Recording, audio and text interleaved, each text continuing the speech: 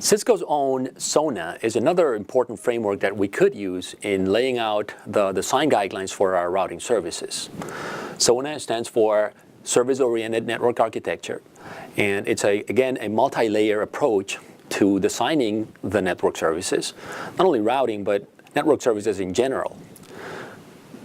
Another more of a marketing term used here is the Intelligent Information Network, where that's what they call IIN. And SONA is geared towards building that Intelligent Information Network. And that Intelligent Information Network, or IIN, is nothing more than mission-critical services in a multimedia type approach using video, voice, and mission-critical traditional data in the same network, and building the network to adjust to these different types of traffic, not only because of the technical nature of the traffic, but also because of the business importance of that traffic. So SONA will improve flexibility and increase efficiency, optimize applications, processes, and resources.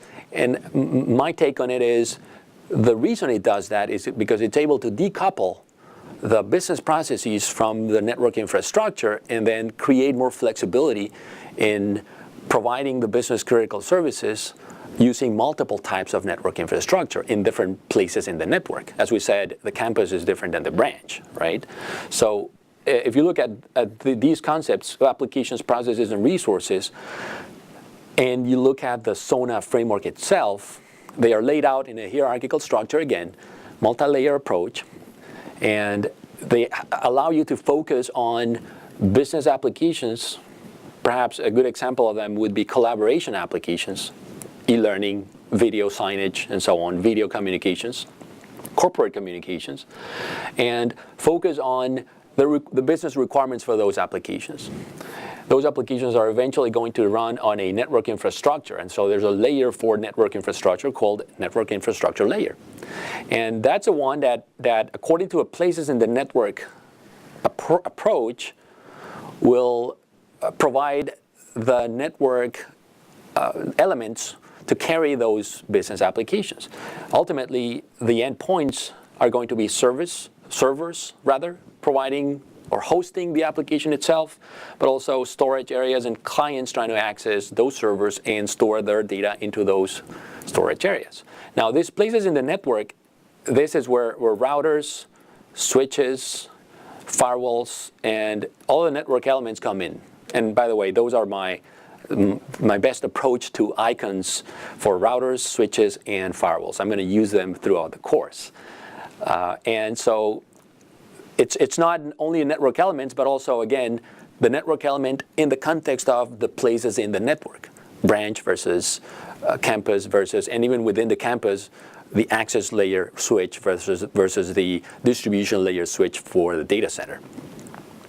Now, the decoupling takes place thanks to the interactive services layer. And so not only do we think about business applications as a service decoupled from the network, we also think of network services, for instance, security, and why not routing, also as decoupled from ultimately what the network element is going to be that runs those services. And so with that, we're able to plan for routing and deploy routing services in the form of routing protocols and perhaps static routes in favor of or benefiting the applications running on top. And then we'll deal with and we'll decide how is it that we're going to implement those that routing design into whichever network elements are involved. This is also the model that allows you to decouple the services from their deployment option. In other words, I could have a firewall, in thinking of security, I could have a firewall and say, I need a firewall here for this particular application to protect this particular application. And then how do I deploy the firewall? That's another story. I could have a firewall appliance, or I could have a firewall module inserted in one of the existing network elements, or I could have a virtual machine running on a server, VMware server running a virtual firewall. Cisco has a couple of examples of that. Virtual ASA is one of them. So again, decoupling the application from the network services that are required to run that application on a network, and then decoupling those services from the physical infrastructure that's going to eventually run them. So I think that's the beauty of this model. And again, it allows you to focus on routing per se and not exactly the place where routing is going to run, where the routing protocol is going to run. And we're not saying use that model. We're saying if that model is proven and it considers business and technical requirements, then why not use it? Don't reinvent the wheel, just use something that works. And of course, adjust it to your own network plan and network design. Now, ultimately, this course is about routing, and so we're going to be talking about routing protocols extensively. So in one of our objectives here, and our job here in this class, is to determine which routing protocols to run where, according to the places in the network approach, and according to layered models, and why. And so in this example here, we have building access layer will have certain specific requirements. Chief among them, stability. We want people connecting to a switch to have a way to access the network, but perhaps also multiple ways of accessing the network. In the case of data center, that would be important. Multi-home servers that, upon failure of one NIC, will use the other NIC. Well, that would require a certain dynamic routing protocol, which is able to reroute and converge to a new healthy state fast. EIGRP OSPF would be the case. I may not even need a routing protocol if we're talking about the access layer of a building or an access layer connecting traditional PC or laptop type users. And so I may use static routes for that purpose. Just point a default gateway into one of the distribution layer switches, and that's it. So again, the example here is not to focus on the benefits or the goodies of either routing protocol in particular.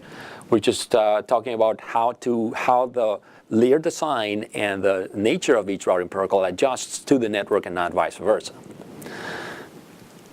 Building distribution, this is probably the boundary toward the internal campus, and so this is probably where we start running serious routing protocols, so to speak.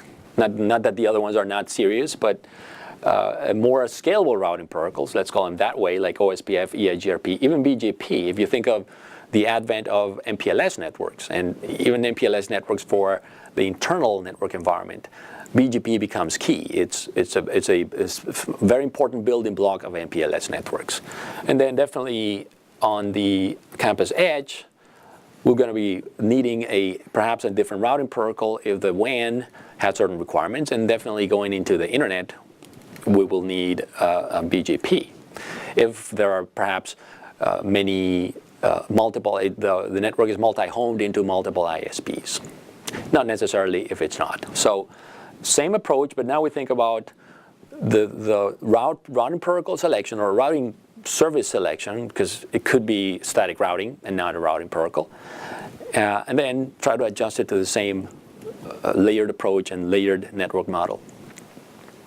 Here's one of the tables that we're going to use to summarize toward the end of the class. Let's not focus on exactly what's in this table, because we're going to be learning it as we move forward. But this is one of the objectives here. Try to select EIGRP versus OSPF versus BGP according to certain design criteria. And so we know that we will learn that BGP can scale up to very large networks. How about the internet as a very large network? But we'll have low convergence. We will learn that it's a TCP-based protocol, and so every time I reset a BGP session, it's going to take longer for the router to learn all those hundreds of thousands eventually routes. So we have to, it's a tough trade-off between the scalability and low convergence. On the other hand, OSPF will be good for large networks, perhaps more enterprise networks, but with a convergence, very high convergence time, fast convergence times, and is able to learn about network topology changes very quickly. EIGRP has a very high, but it's a Cisco proprietary protocol, so it will not sit well with interaction with other vendors. So all those things need to be considered and taken into account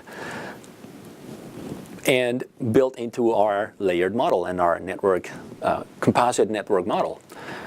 Here's another couple of acronyms. IGP is Internal Gateway Protocol.